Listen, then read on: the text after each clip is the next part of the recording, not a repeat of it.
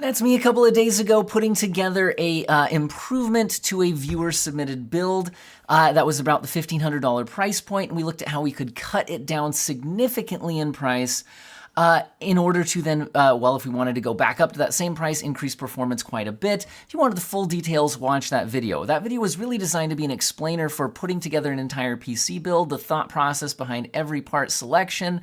But it did have that specific kind of value target based on the viewer-submitted build. So I had some questions in the comments about, okay, what if we wanted to spend more? What if we wanted to spend less? All sorts of things. And also some people were bringing up the fact that I was kind of just swapping out parts, ignoring the fact that the viewer, if we look at his original build, very clearly had kind of a white motherboard, white RAM, white case. And it was kind of a smaller case.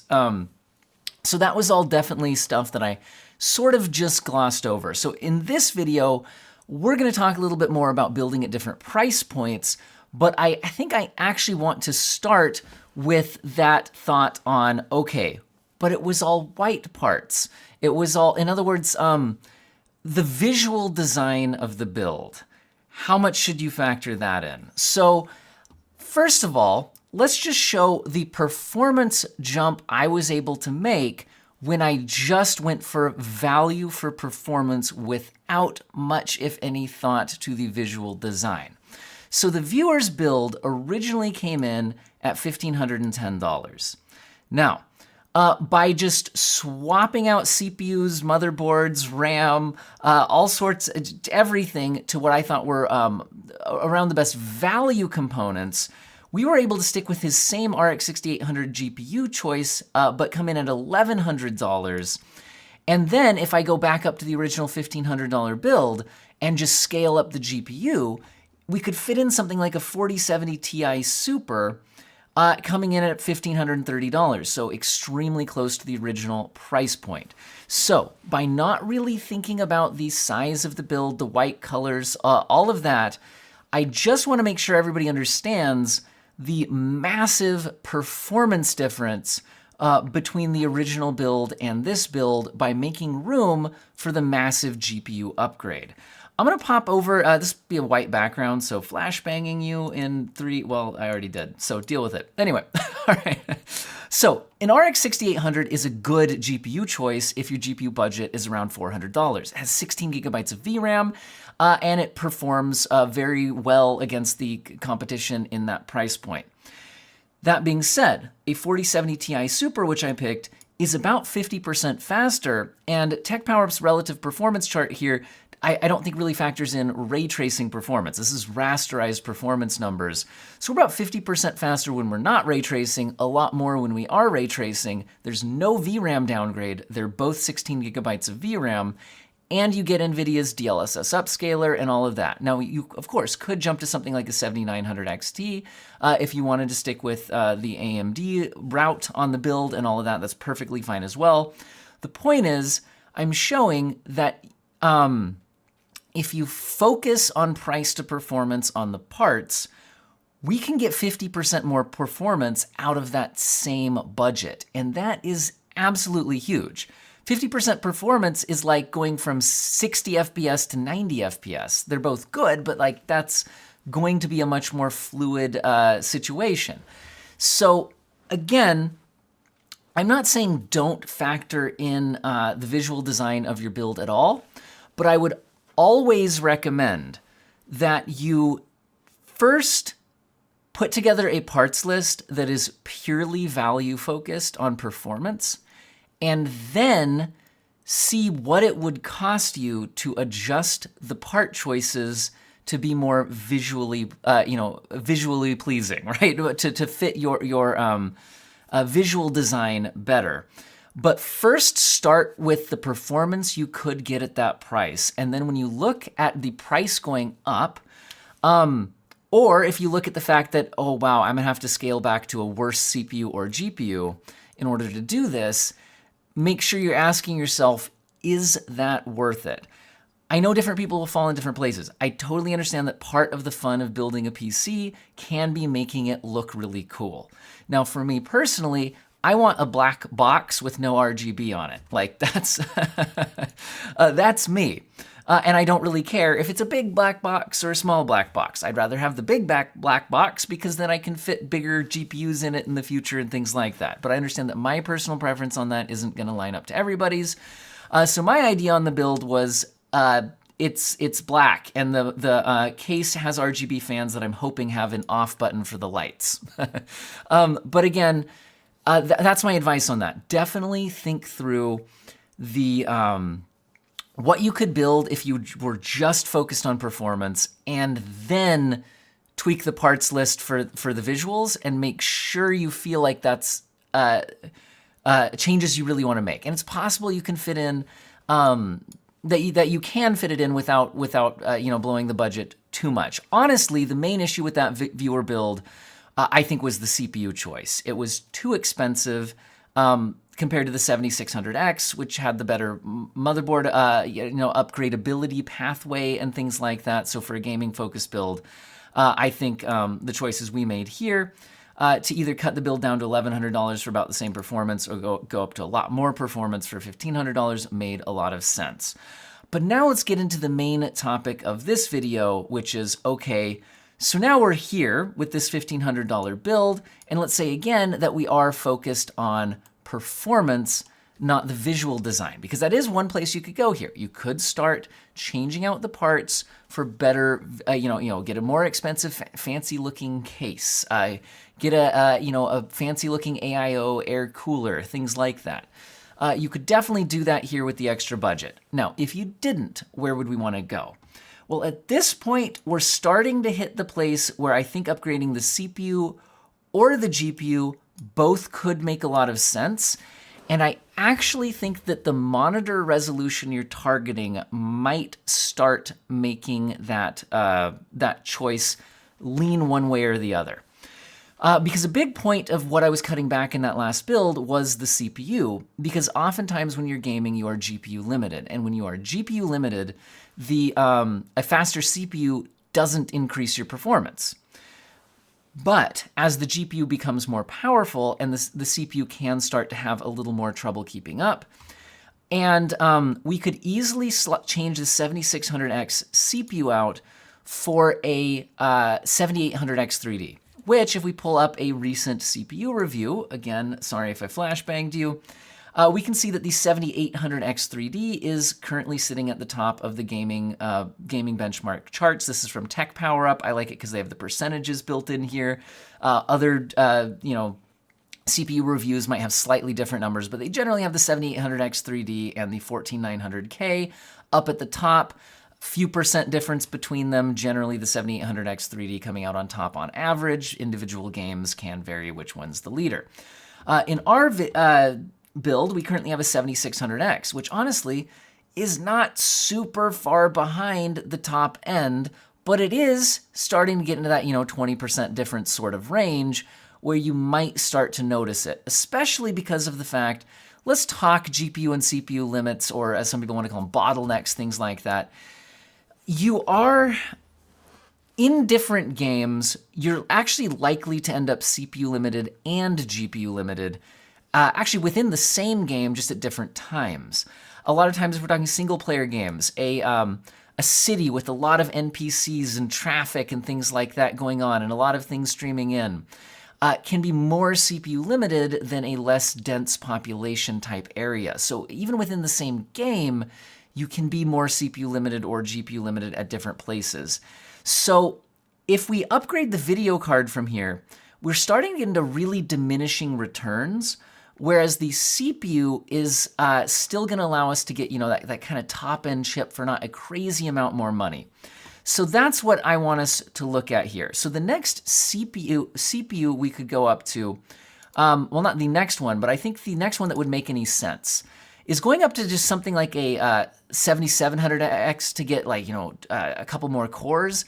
Not going to be a huge difference in gaming performance, but going to a 7800X 3D will, like I said, be getting us the top-end CPU available. And that bumps the build up to 1685, and I think that would be my next choice. And one really nice thing about having gone with the AMD platform on all of this is that we can make that swap really easily, and honestly, I think we're still fine on a cheap CPU cooler, and we don't need to worry about our power supply needing upgrades here as well, or needing some crazy big motherboard to support this. Because if you do go my main issue with the 14900K is that it's really power hungry, so it's a lot harder to cool. And so if you're just buying this for gaming performance rather than productivity workloads where all of those extra cores really matter, I think that's one of the really nice things about the 7800X3D. It's not super hard to cool, not crazy power hungry. So now we've basically got the best CPU performance you can get.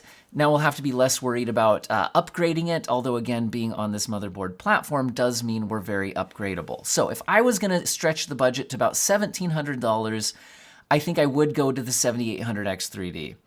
Now, at this point, the only place we can really get more performance, I mean, technically you could go a little more extreme on the RAM and things like that, but like, where's the biggest bang for the buck now on performance? It's really just on the graphics card, and we're already at one of the fastest graphics cards on the market. So at this point, again, I think maybe start thinking about, okay, better name brand on the slipping my mind, the SSD. Get a fancier looking case. Maybe those types of things. Get a fancier motherboard with more.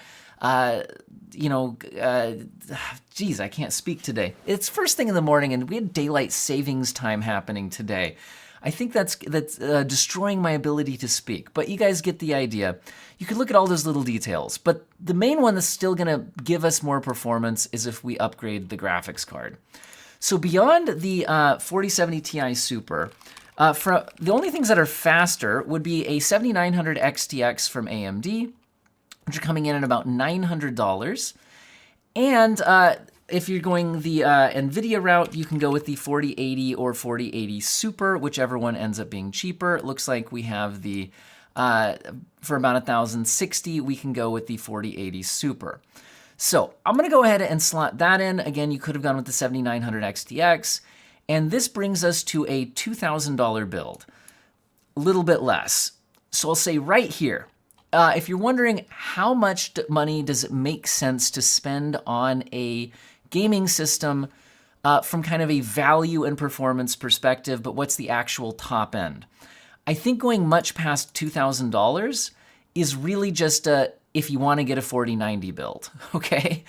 Or if you then now want to start tweaking the visual design and all of that. Let's talk about the GPU uplift we just got though, because it's not massive.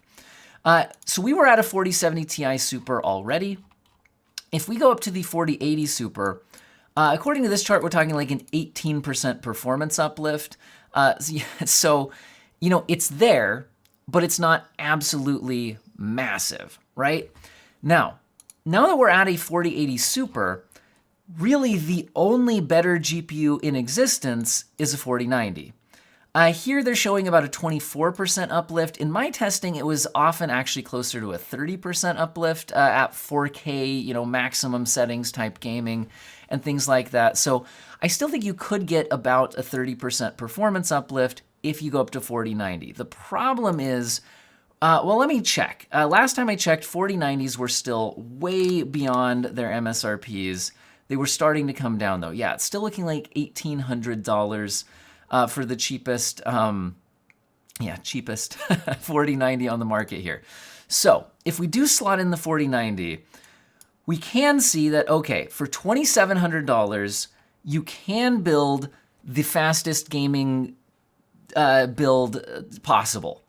At this point, anything to make this go a little bit faster would just be like tweaking the RAM, and the motherboard, maybe getting a little more overclocking potential out of that stuff, things like that. But really, realistically, you're getting so if you're spending much over $2,700, just understand that you're paying for the visual design, right? We could buy a fancier case, we could buy a fancier cooler.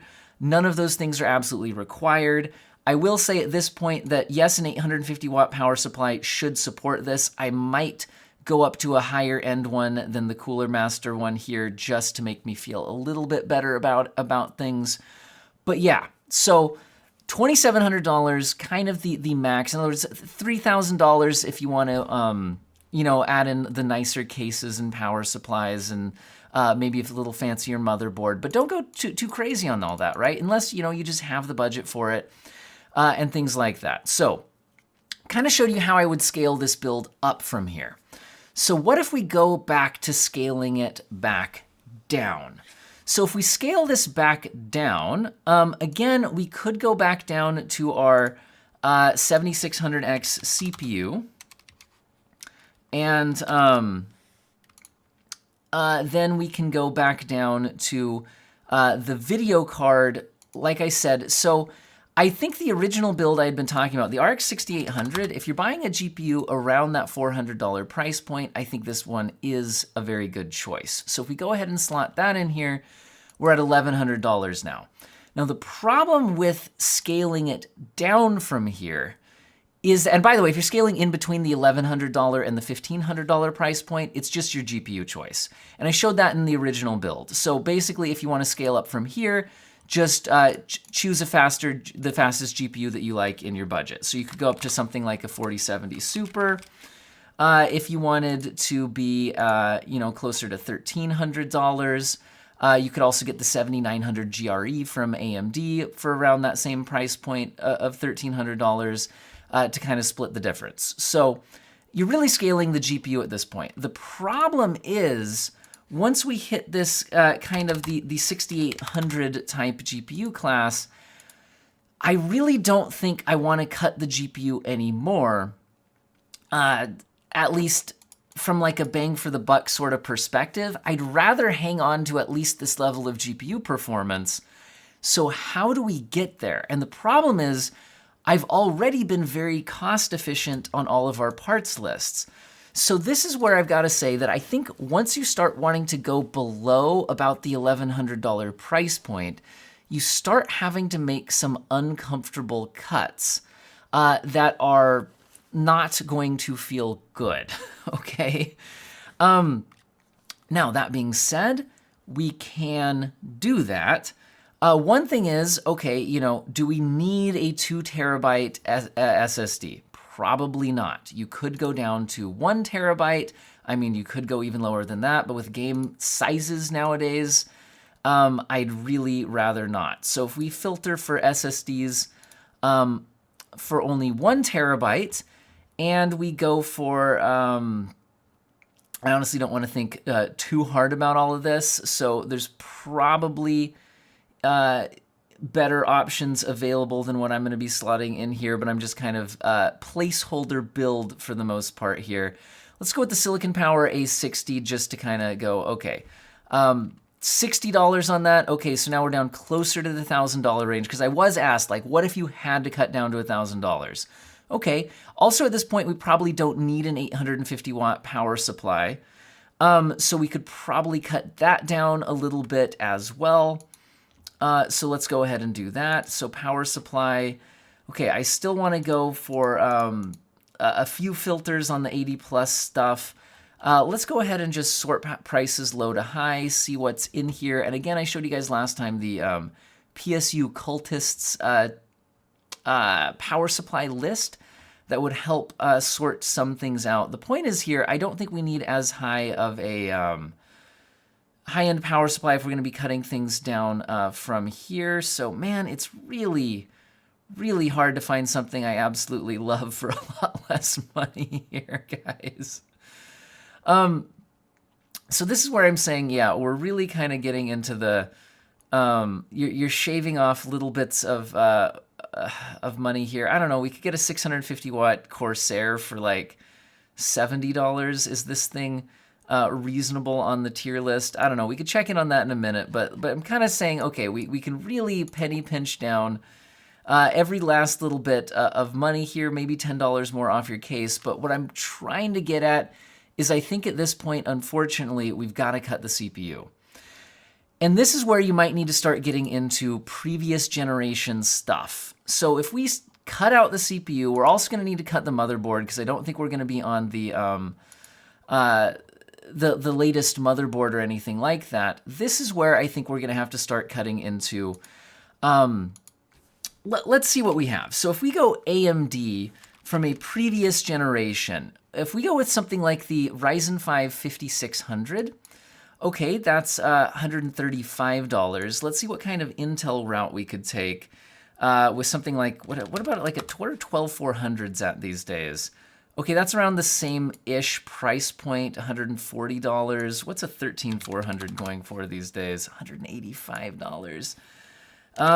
Man, you could even go to like the 12100.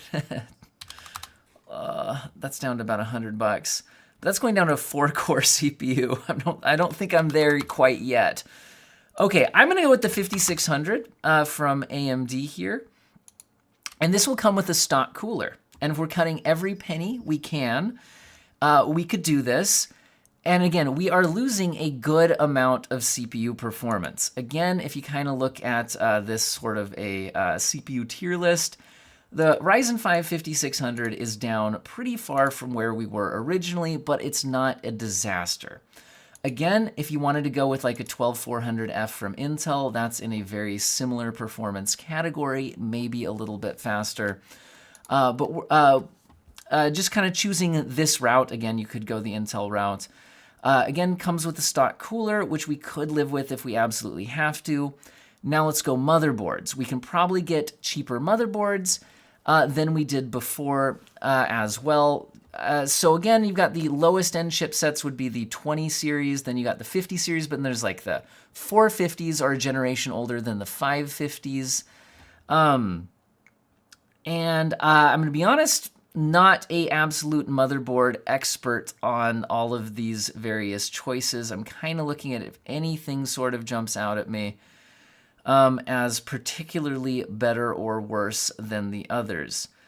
But the idea is you're going to want to go down to something like this. I'm going to try to go with a B550 just because I think we're less likely to need a BIOS update to support the 5000 series CPU. One thing with going with the previous generation socket is that they supported a wide variety of CPU generations.